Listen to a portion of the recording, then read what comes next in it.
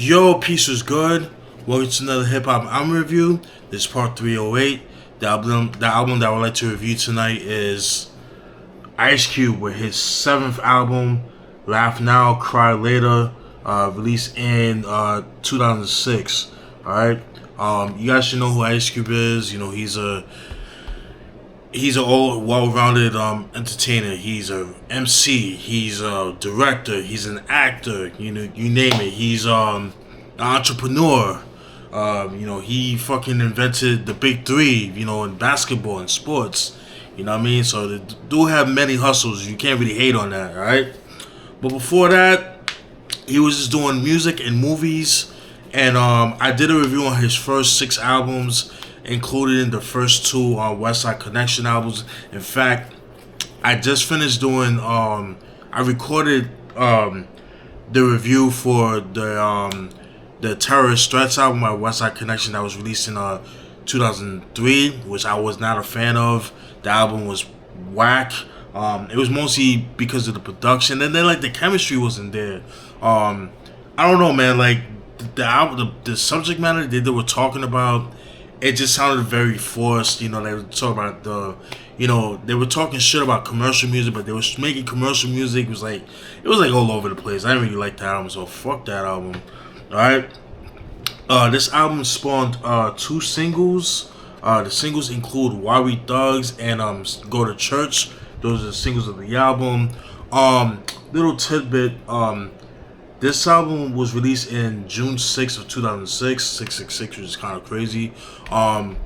And little off topic, but Esham had dropped his Judgment Day box set that came out that same year, same day, same year, June 6th, 2006. The album sold out really quick. Wish I'd have got my hands on that, but again, that time I wasn't really digging like that, so which is unfortunate, you know what I mean? Which was unfortunate, because I wasn't really like internet. I was internet savvy, but as far as like buying stuff, I was really doing that. I was more so of like, going to stores and shit like that. So that's what that was about, basically. So let's get into it. Also, and on Halloween of that year of 2006. He released this album. It was called the OG Limited Edition, and what that entailed, it came with a DVD. It came up with like backstage, exclusive footage and that kind of thing, and then also where he did videos for all the songs of the album. But I have to give like a little disclaimer. He was not the first MC to do that. Ice-T was the first to do that. Not 50 Cent with the Massacre. A lot of people think that. But no, it was actually Ice-T. Ice-T did that OG Original Gangster. So he did that first, but he doesn't get props because people kind of front on Ice-T. You know what I mean? So it is what it is. But you gotta respect what respect is due. But with that being said, let's get into the album.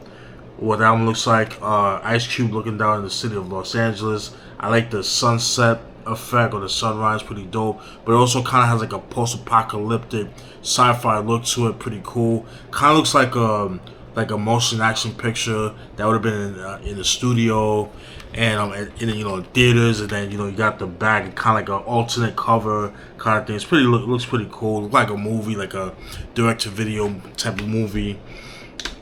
Open it up. That's what the CD looks like. Pretty cool. Kind of looks like a GTA San Andreas game character, and then it's pretty cool. All right, let's get into the booklet. So what the CD looks like, the booklet looks like. As you can see right here, you got Ice Cube right here with his grills or gold fronts, depending where you're from. From New York, so we call it gold fronts. You got the revolver right here. Then you got Cube, smoking a cigar, just lounging, just lamping. And then look, he was kind of recreating his Doughboy scene when he shot Ferris and shit, but with a cigar, you know what I mean? But obviously a lot older looking, you know what I mean? Now let's get into the features. Features include Mike Epps, yes, the same Mike Epps from Day Day, from Friday, next Friday I should say. got Snoop Dogg, Lil Jon. Who else? We got Dub C. We got Snoop Dogg. We got Dub C and Cocaine. Would love to get my hands on a Cocaine album, man. Especially like the first earlier albums, the first time when he was known as Who Am I from '91, and then like his second album, Fuck Upon a Rhyme, which is super expensive.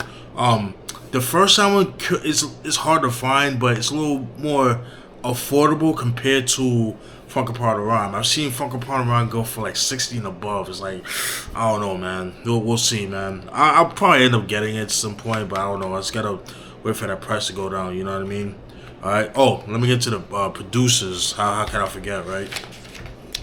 Now we're gonna get into the producers. Producers: Scott Storch, Butter, dope producer. He's done a lot of stuff for Dr. Dre and Q back in the mid '90s, especially the Bow Down and the Aftermath compilation out from '96 by Dr. Dre that people mistake it to be his second album. It's not. It's just a compilation album. It's a sampler. Teak Teak the Beatsmith and D Underdo. Emil, dope producer, done stuff for like Cormega. I think he did some stuff for Big Noid as well. Dope, very underrated producer. Sean C and LV, fucking dope producer duo. Swiss Beats, Little John, Green Lantern, Evil Genius, hell yeah. Let's see who else. Producers. Laylaw, may he rest in peace, and D-Mac. Who else? Emil mentioned him before. T the Beatsmith and D Underdo, I mentioned him before. Butter, mentioned before. Scott Storch, Little John, Laylaw and D-Mac, I mentioned before, and Little John. Those are the producers of the album, and let's get into it. Let's get into the meat and potatoes of the album. All right. Let's get into it. Track 1, Definition of a West Coast G, intro. It's just it was produced by Ice Cube. It's just clips playing by just playing clips of Ice Cube and things like that. So nothing too crazy. So I didn't really get anything of it. So we're gonna go to track 2, Why We Thugs. That was the first single of the album. I remember this playing a lot in like Rap City, 106 in Park and stuff like that. That got some heavy play on that. When I first heard it, I didn't really care for the song, but like over time when I heard it kind of grew on me, so I kind of like it. It's pretty cool. Basically, in this song, he keeps talking about how the government's agenda to keep people that live in the hood to live in the hood, that to never grow and things like that, and then you wonder why people that live in the hood act the way they do and that kind of thing. So that's basically what I got from the message of the song. So I thought it was pretty cool. I like the line when he says, "Damn, I can't take the pressure." Pull the 4-4 out the dresser, grab the weight out the closet. Po coming, but I'm scared to toss it. Y'all know what happened last time I lost it.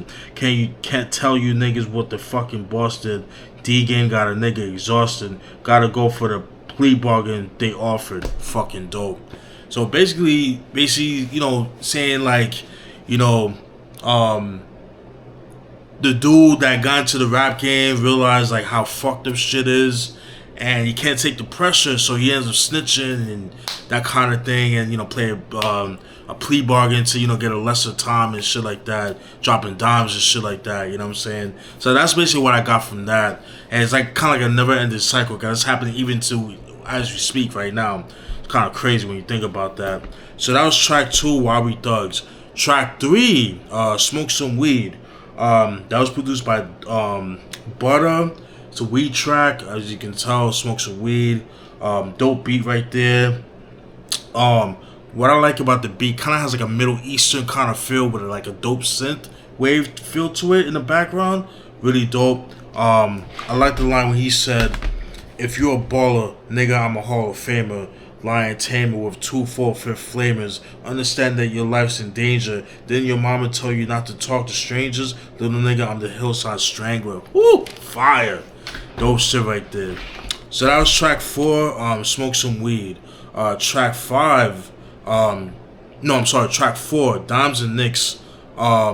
Basically it's just like a skit by Mike Epps, just leaving Ice Cube a voicemail saying like, yo, I miss you.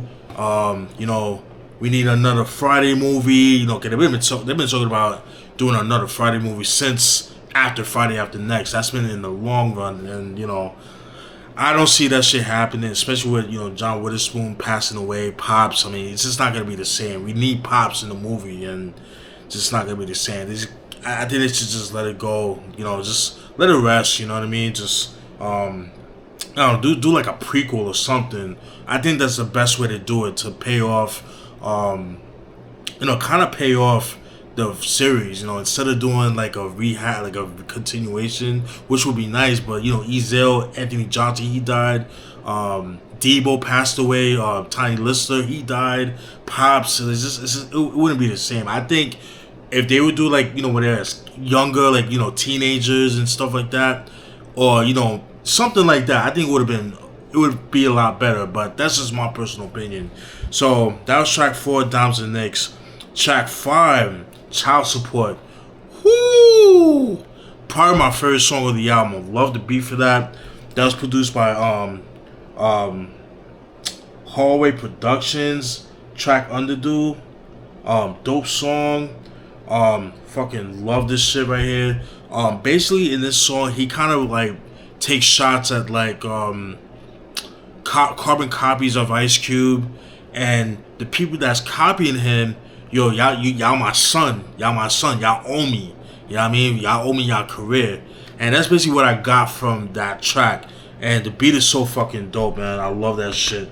I like the line when he said, who's the original? You got your daddy's mouth. You talk like a criminal. Keep it gangster. Never get pigeonholed. Rap bastards trying to make a classic. Keep your dumb ass out of the casket. Can Interscope spend your money? They don't give a fuck about a dead rapper. Nigga, they'll chop it up. Keep it moving, y'all. They come and mop it up. Corrupt LAPD cover up. Whoo, fire. Love that shit right there. It's fucking shit, my bad. Yeah, sorry about that. Alright.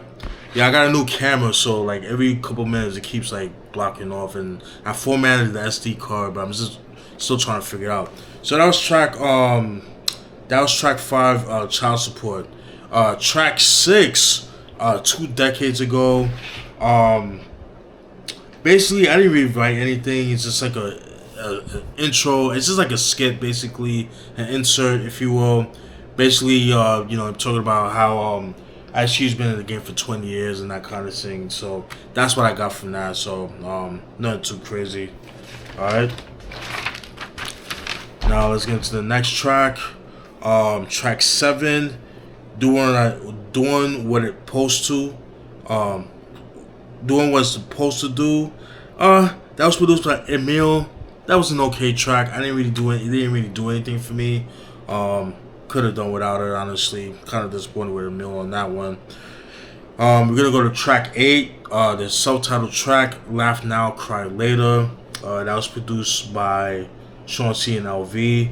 Another dope track, definitely one of my favorites as well. I like the line when Cube says, see, I'm a product of this urban decay. A nigga dying for tomorrow but live for today. A nigga lie, steal, and borrow. Cheating's okay. Don't tell these motherfuckers that my name is O'Shea, cause I'ma fuck my baby's credit. Let him regret it. 7 months old, he's already got a jail record. Whoo, fire. Love that shit right there. So that was track 8, Laugh Now, Cry Later. Track 9, Stop Snitching. That was produced by Swiss Beats. Pretty decent track, decent beat. But I do like the line when he says, microphone master, super rhyme maker, gun blaster, who's the life taker, who the fuck is lifetime Laker. I slapped the Maybelline off Tammy Faye Baker. Who the fuck got more than an acre? In Los Angeles, I got to have paper. I'm a nigga. Don't talk to my neighbors. Fucking dope. So that was track 9. Stop snitching. Track 10. Go to Church Street to Snoop Dogg and Lil Jon. Never cared for the beat, so never cared for the song. We can skip to that. It wasn't too crazy about that. Track 11, The Nigga Trap. That was produced by DJ Green Lantern or Evil Genius. Fucking dope track right there. Love the beat for that.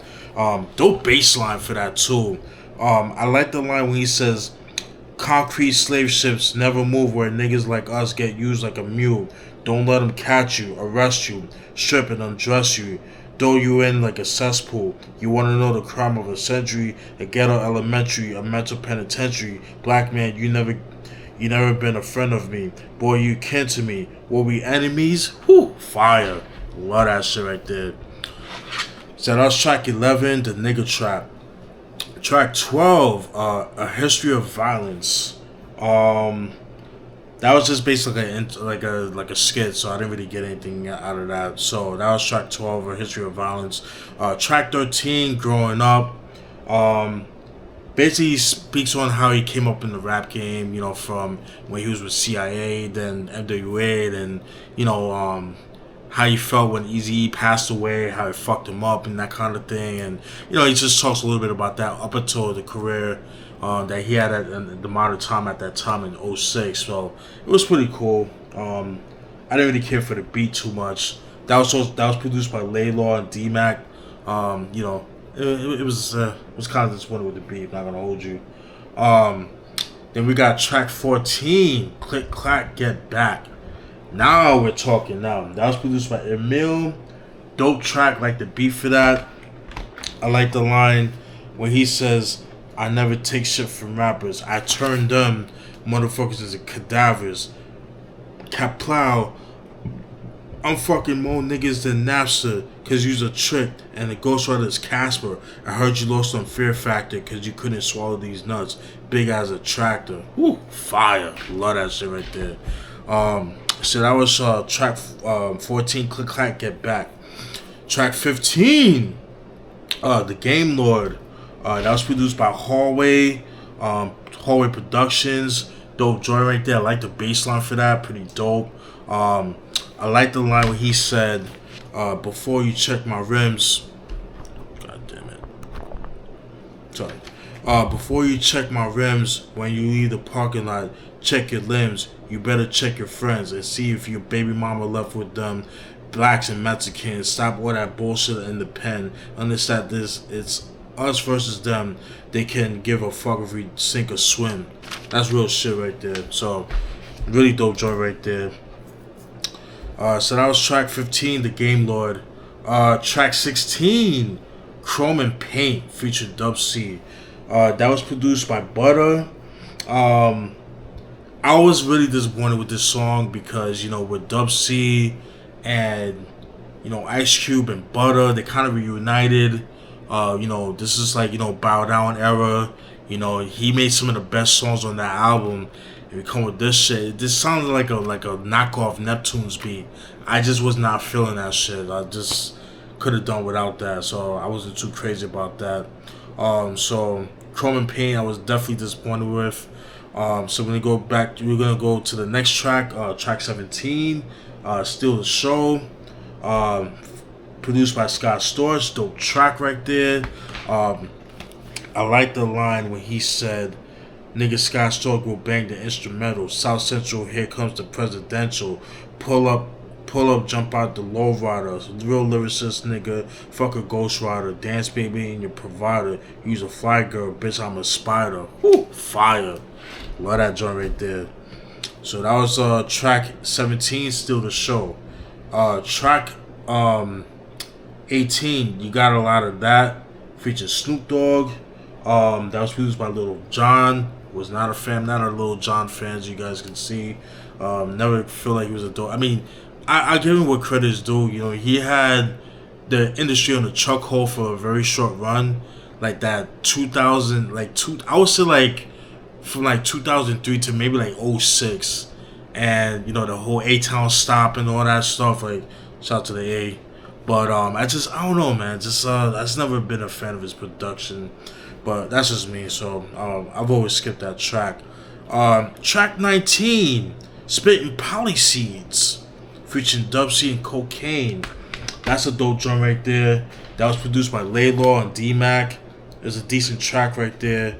I think Dub C, he stole the show on this one. I like the line when he says, "Quick to twist ya, hit ya, it's the chipper, pistol gripper, skipper, skipper, running up in your rear view mirror, ready to bust with my bandana, bumping oldies, cute, throw me the lab like I owed him to Kobe, so I could bust a crip walk on these niggas, yellow tape off these niggas, fuck all these salty niggas." Fire, love that joint right there. So that was dope. That was track 19, Spitting Polyseeds. And then the last track, Holla at Your Boy, that was produced by Lil Jon. Was not a fan of that song. Alright. My overall thoughts of the album, not one of my favorite Cube albums, but I will say this, it's a step up compared to the Terrorist Threats album, production wise. You know what I mean? I feel like it could have been a little bit better. It could have been a better album if he had better producers. And what I mean by that, Lil Jon, I'm not a fan. He could have had some, like, you know, Battle Cat or DJ Quick. He could have kept it West Coast. But I mean, the DJ Green Lantern, Emil, and all the other cats definitely did their thing. But yeah, it's not as bad as I thought before. It's not his best, but I can appreciate for what it is. But again, way better than Terrorist Threats. Yeah, that's not saying much, you know what I mean? So, but yeah, that's my thoughts. Let me know what you guys think. Definitely stay tuned for more, alright? Peace!